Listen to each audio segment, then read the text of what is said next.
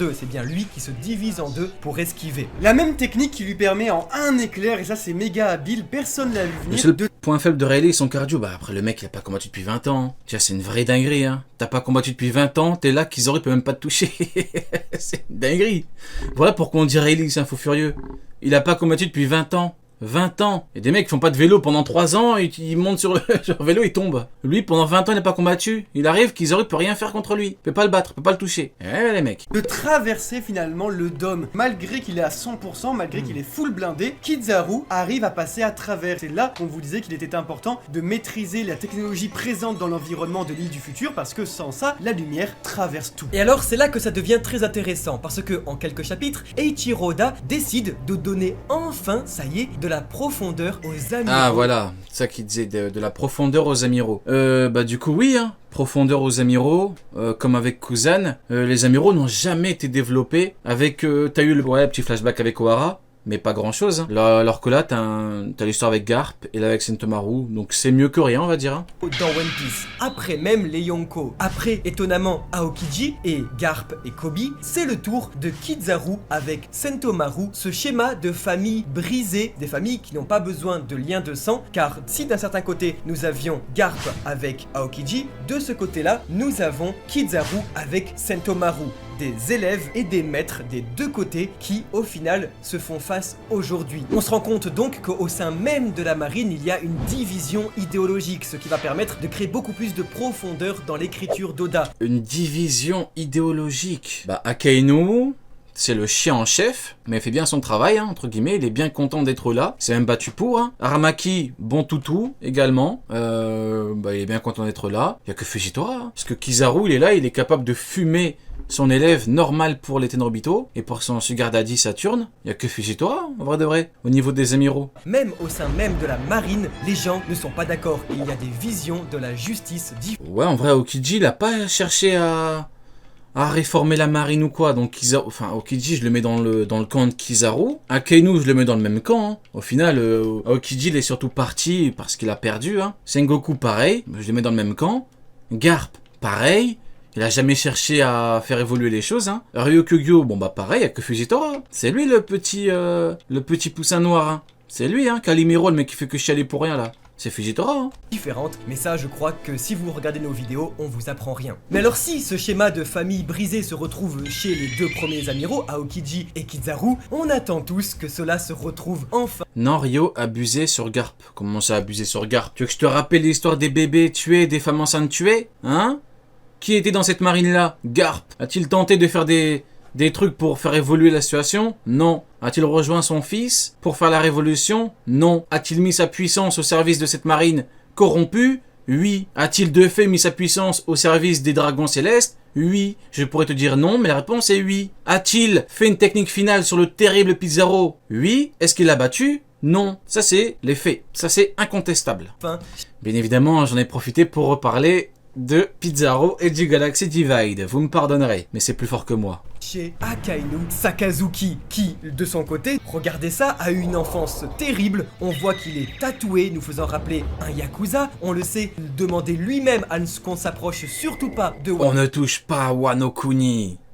Toujours il se chie dessus, lui, quand il entend Wano Kuni. Toujours il se chie dessus. Y'a quoi? Denjiro Kawamatsu. Il y a sûrement un samouraï un jour qui l'a giflé, et depuis il est pas bien dans sa tête, hein. Peut-être que c'est Mihawk, hein, les mecs, hein. Peut-être que Mihawk l'a giflé un jour, et non, je vois pas Mihawk gifler Akainu à l'époque, hein. Non. Parfois, en page de couverture, il était en train... Ryo pense tout le temps à Kawamatsu, ce qui me fait rire, Kawamatsu. Parce que ça me fait rire de me dire que Akainu, il a peur d'aller là-bas alors qu'il y a Kawamatsu, quoi. De tailler un bonsaï en kimono, et on remarquera que les tatouages d'Akainu ressemblent étonnamment à ceux des Yakuza de Wano, et donc... Ça me fume. Que des têtes énervées, gros tatouages, gros cigares pour être un vieux soumis Tenryubito. C'est ça qui me fume avec lui. Ceux de Yogoro le Fleuri, mais également ceux d'Ashura Doji. S'il y a bien un cum qui se différencie... Venez tous, tout le monde s'en tape de toi, que c'est en a à foutre.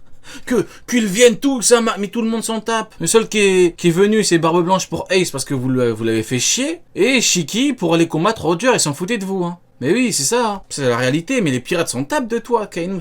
C'est une réalité, ce sont les faits. Dans la marine, vis-à-vis de la manière dont il s'exprime, c'est Akainu en utilisant le dialecte d'Hiroshima Ben. Ce dialecte, c'est un véritable langage qu'on retrouve dans le Japon par une population dans la province justement d'Hiroshima, et c'est un peu un dialecte comme on pourrait retrouver chez nous le provençal.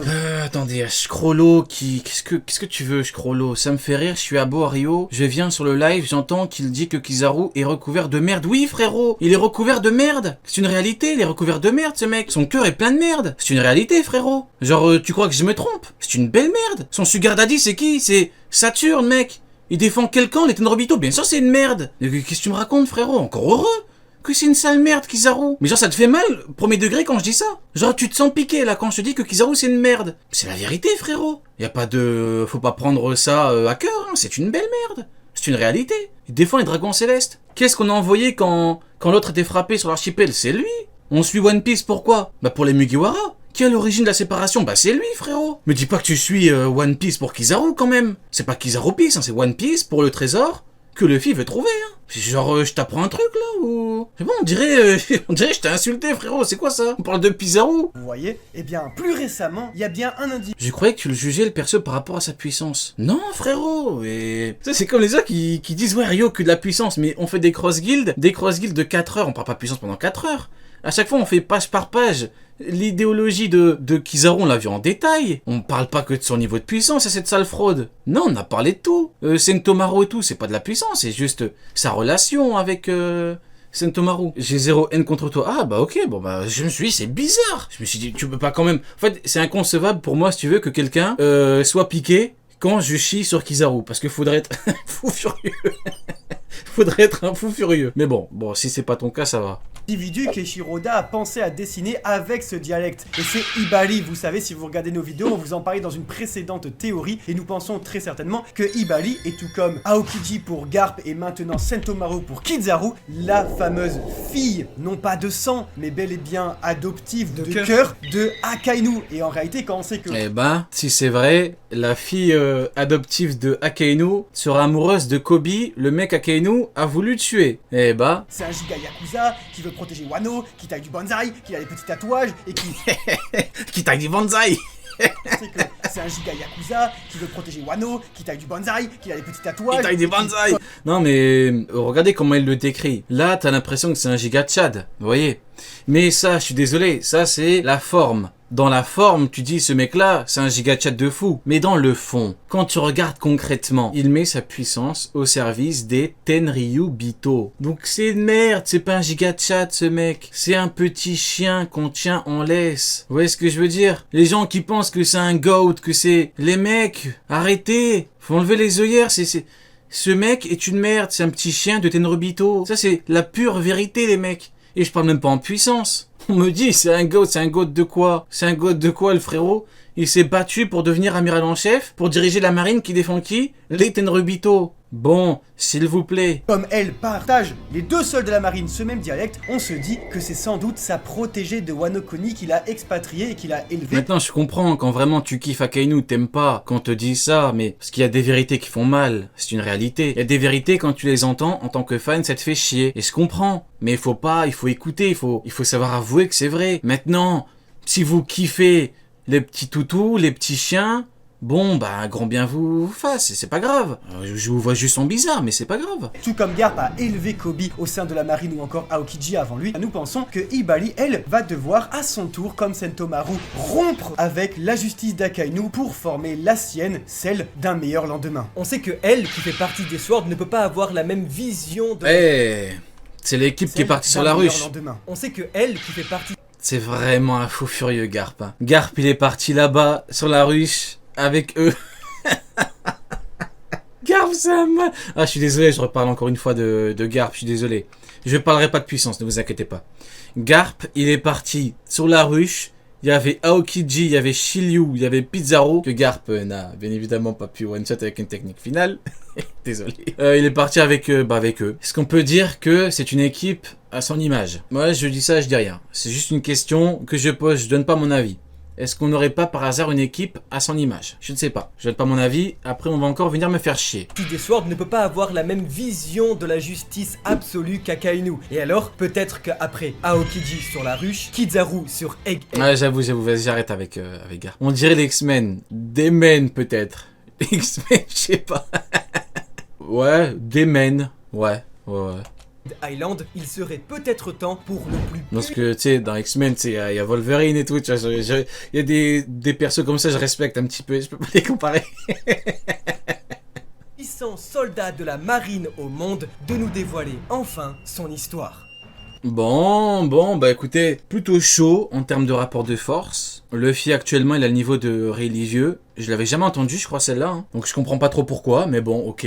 Sinon, la vidéo, bah j'aime bien. Hein. Bah voilà. Ah, les coms. Après avoir battu Kaido, il est compliqué de ne pas l'imaginer au-dessus d'un amiral. Ok.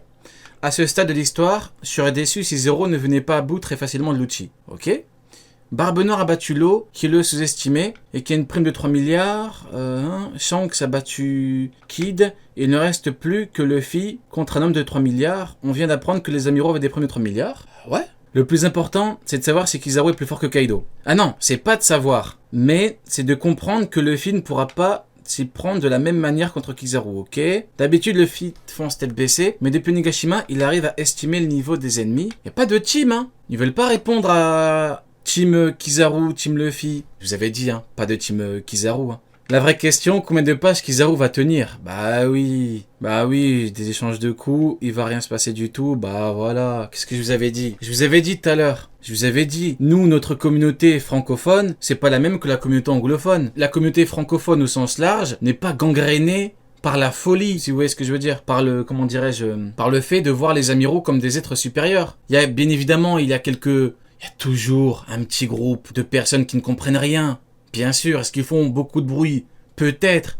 Mais le plus important, c'est la majorité. Et moi, je fais des vidéos depuis X années maintenant. Je suis un vieux de la vieille maintenant. Je connais la vie générale. Et la vie générale, c'est pas Kizaru est plus fort que Kaido, Kizaru égale Kaido, c'est faux. Vous voyez ce que je veux dire? Regardez, est-ce qu'il y a des teams Kizaru? Il n'y a pas. Kizaru a-t-il des chances? Je ne sais pas. Il n'a pas le niveau, il le surpasse. Regardez. Regardez, il y a tout là. Et je vous avais dit. C'est juste que certains pensent qu'une majorité pense que Kizaru au niveau de Kaido, c'est faux. Une majorité comprend le manga et tout le monde a le minimum de bon sens qu'il faut pour comprendre que c'est faux, que c'est incohérent. Vous voyez ce que je veux dire? Regardez. Très bonne analyse. Kizaru sera bien développé. Parle-t-il de Kizaru qui aura le niveau de Luffy ou pas? Non, parce qu'il veut pas, parce que c'est faux. Je cherche, hein. Team Luffy. Oda doit assumer la puissance de Luffy et de son équipage. Regardez, il n'y a pas de... Voir Kizaru se faire éteindre serait choquant en effet. D'après Oda, Kainu aurait le niveau pour avoir l'OP en 1 an. Kizaru voulait se rendre à Wano. Ok, voilà. Donc, comme je vous disais, il y a toujours quelques fous, même chez nous. Et regardez, hop, il y a lui, c'est un des fous qui pense que Kizaru peut faire grand chose. Je vous avais dit quoi? Il y a toujours quelques fous, c'est normal. Mais faut pas généraliser si vous voulez. Donc voilà, lui il fait partie du clan des fous.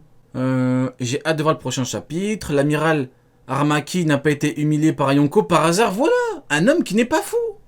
Regarde le com à 1K. Il est où le com à 1K? Ah, regarde les réponses. Ouais, voilà pourquoi vous m'avez dit regarde le truc. Ok, donc les réponses. Le problème c'est que contre Kaido il y a eu Zoro, Law, Kid Killer, Yamato, Denjiro, les faux rouges. Donc c'est difficile de dire que Luffy a gagné tout seul contre un empereur. Bah, c'est ce qu'on a dit tout à l'heure. Enfin c'est ce que je vous ai dit. En fait le problème c'est qu'il occulte totalement l'élément déterminant qui est le Bajrangun. Le Bajrangun, est-ce que c'est une technique finale de Yonko? Oui ou non? Oui ou non? La réponse est oui. Fin du débat. Est-ce qu'il y a eu des gens avant? Oui. Est-ce que ça change grand-chose? Non. Bajrangun. Est-ce que Luffy en forme Gear 5 a fait des trucs de fou contre Kaido? Oui. Donc au bout d'un moment, je comprends pas trop l'argument. Ok, il y a eu du monde avant. Ok, il y a eu des éléments, entre guillemets, extérieurs, mais Bajrangun. C'est vrai, mais il a quand même fait la plus grosse partie. Bah oui, voilà. Un mec qui n'est pas fou. Qu'est-ce que je vous avais dit? Luffy a pas gagné seul contre Kaido et 2 amiraux l'ont traumatisé. Bon, s'il te plaît, regardez, un fou. Regardez. Et là, on a typiquement un fou. 2 amiraux l'ont traumatisé. En fait, il utilise ça pour dire que les mecs sont forts par rapport à lui aujourd'hui. Mais ils l'ont trauma quand? Archipel, Marineford. Donc ça n'a rien à voir avec maintenant. Tu peux pas utiliser ça pour dire que maintenant les amiraux ont le niveau de Luffy. Ça n'a pas de sens en fait. Team Luffy, bon bah voilà. En tout cas, comme je vous l'ai dit, il n'y a pas beaucoup de tarés quoi. Donc voilà, c'est parfait, j'aime beaucoup.